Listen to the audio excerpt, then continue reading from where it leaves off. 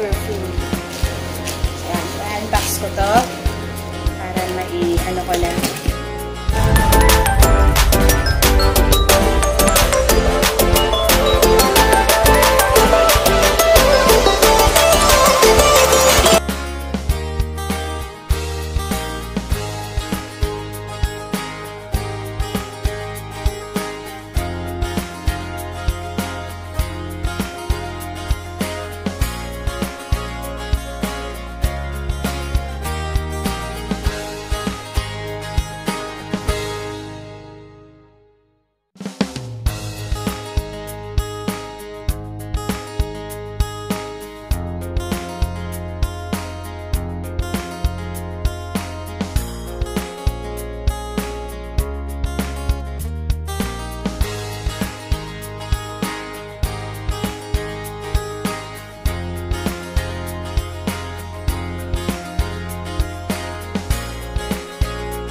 Rubberized pala. Akala ko plastic. Akala ko plastic yung stand ng phone. Rubberized pala siya. Ang ganda. Rubberized pala siya yung pinost ko na ano. Sino ba yung may nag-order nito eh? Rubberized siya. May phone ba akong extra dito? Available po dalawa. Isang pink, isang purple. Pero gamitin ko yung isa. Purple yung akin. Sino gusto ng pink? 80 NT lang po. Ganda niya. Kasi rubber pala, hindi siya plastic. Akala ko kasi plastic. Rubber pala siya. Di ba kung plastic mura? Pero rubber na siya, mura pa. Ang ganda. I know. Nanonood kayo na pagod kayo maghawak. Ayan. Ilalagay nyo lang dito yung cellphone. May tatlong ano siya. Lagayan. Mamaya ko na lang i-ano.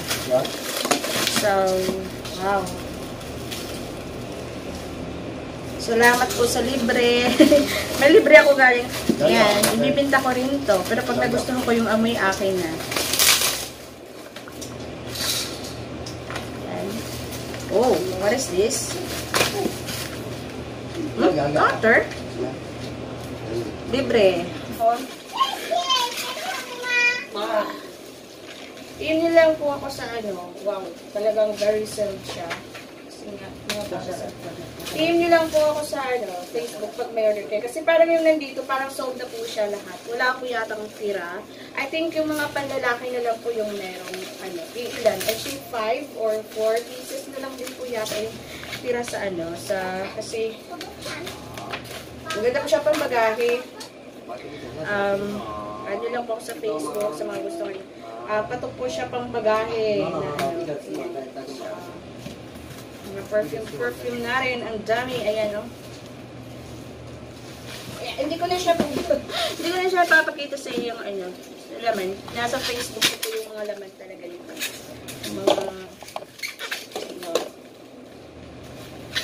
Mga binibinta ko ano, pang bagahin yung mga perfume for Pinas. Nakakatuyo din pala ng lalamunan. Totoo pala yung sinasabing nakakatuyo ng lalamunan.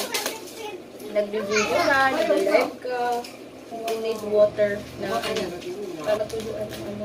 Ayun, may nakita kasi ako sa Facebook about ano, online seller siya na nagka-aneurysm. Tapos ano, yun nga, pumana na siya. So, sobrang puyat, pagod, and then unhealthy na yung ano niya. Kasi kulang sa tubig, kulang sa healthy foods kasi diba pag sobrang ano ka talaga, pag super bumabanat ka talaga sa selling online, hindi mo na mapapansin, nakakalimutan mo ng uminom ng tubig, natutuyuan ka na. And then, mahirap pala, hindi kasi ako nagla-live pag nagtitinda, hindi ako nagla-live. Nahihiya kasi ako mag-live, baka walang bubili. Kumbaga ano lang ako, so ayan po, mga panlalaki. Mahirap po pala talaga sa ano, pag nagla-live. Ito nga, nagbibideo lang ako ng ilang minuto. Hindi ako nagla-live, tsaka hindi araw-araw. Nagbibideo lang ako ilang minuto para kasakit na lalamunan ko. Mayon, what's it China? Pag online seller ka pala talaga, huwag mo rin pabayaan yung sarili mo.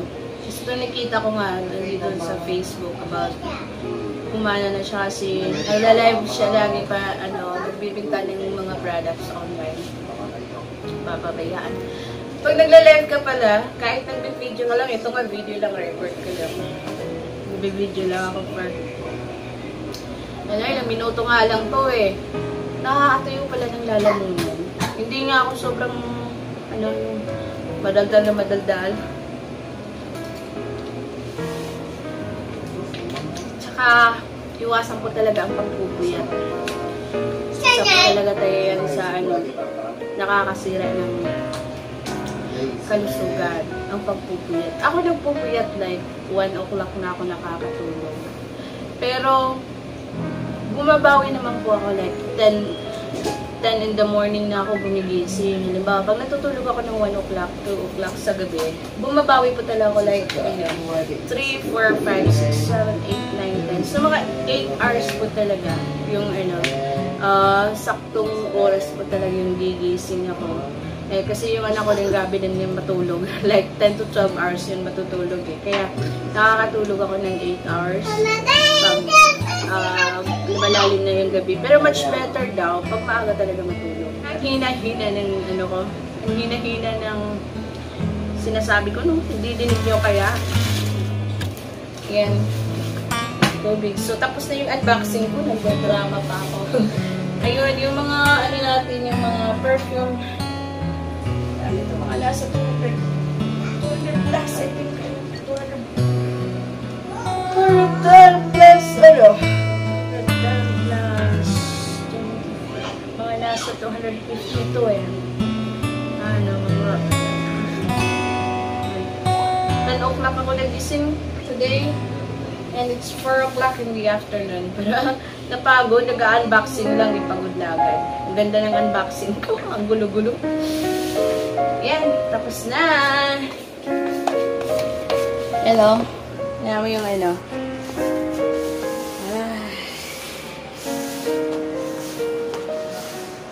Hindi rin basta-basta magiging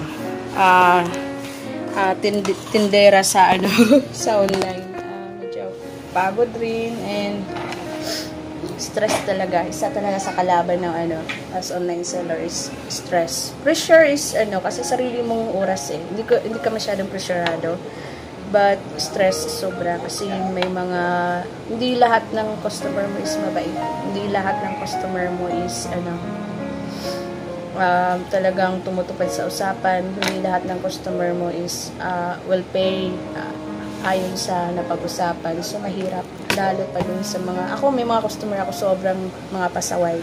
Kung gusto ko nang ipambablock yan. Tagtitiis lang ako. Kasi sabi ko,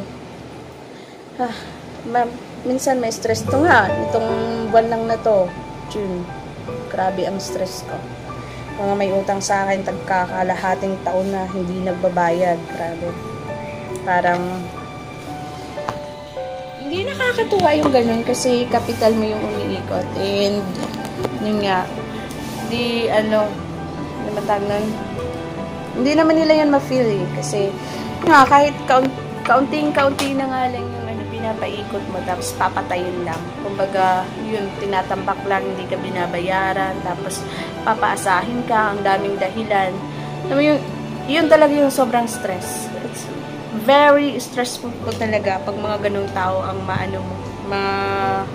makakasalamuha mo. Yung mga ganung customer, ganung buyer yung makakasalamuha mo. Very stressful. Naman kasi lalo na dito sa Taiwan kasi COD dito and Kuahao. So, maganda pag COD kasi, hindi bayad talaga agad. Pero pag sinabing Kuahao, yun ay isisend mo siya ng hindi, without money, without amount na nakasulat sa package. Yun yung mahirap kasi pag sabihin sa'yo na, bayaran ko agad pagka-receive. Ayun, kalahating taon na.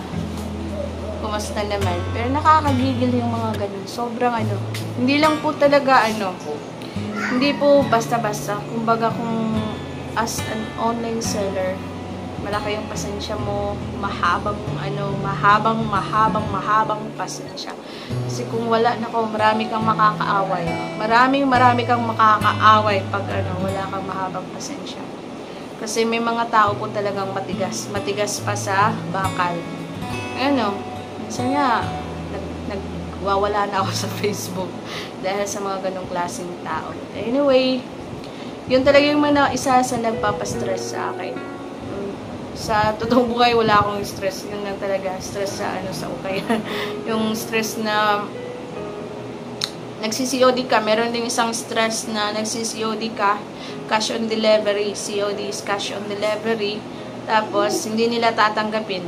Papatambak sa post office hanggang sa bumalik sa'yo. Pag bumalik sa'yo, may return fee po yan na babayaran ka sa post office. So, doble yung gastos mo. And then, di ba yung mga ganong tao, kasi nalulugi ka na, nalulugi ka pa sa gastos. Sana hindi na lang pinapasend yung ganun. So, ito pinakauna kong video na makikiusap sa mga, alam ko ma-watch to ng mga kasi ipopost ko to sa Facebook. Sana kung magbigay lang ng stress, magbibigay ka lang ng stress sa ibang tao, ng mafan sa ibang tao, kung pwede, umalis na lang po sa kasi sa Facebook ko, sobrang po, dagdag stress yung mga ganong tao. Mahirap po talaga na meron kang kumbaga gigil na gigil ka na, pero kailangan mo kang magtimpi kasi nasa nagtitinda ka, so hindi mo na pwedeng babastusin yung ibang tao, so nagtitimpi ka. Kumbaga, yan, marami ang dumadaan sa akin sa Facebook mga nag-aaway na, kasi as an online seller, pag wala kang mahabang pasensya, talagang sasabog ka. Lalo pa pag madami kang nakasalubong na pasaway, lalo pa pag maraming return items, yung mga hindi tinatanggap, nananadya. May mga tao talagang nananadya. Meron namang iba na hindi nananadya. Kakausapin ka nila na i-send na lang ulit, tapos i-double charge na lang, ganun. Yun, mga ayos naman yun, maayos naman yung mga ganun. Pero meron talagang iba na nananadya. And then, kadalasan po talaga, nako, hindi na ako magsasalita. Dito na lang po tayo. Thank you po sa lahat. At sa mga gustong mag-subscribe, just click subscribe and tap the bell. Medyo super busy lang po talaga ako these days dahil sa buhay. Thank you po lagi. Thank you po lagi sa lahat ng nanonood.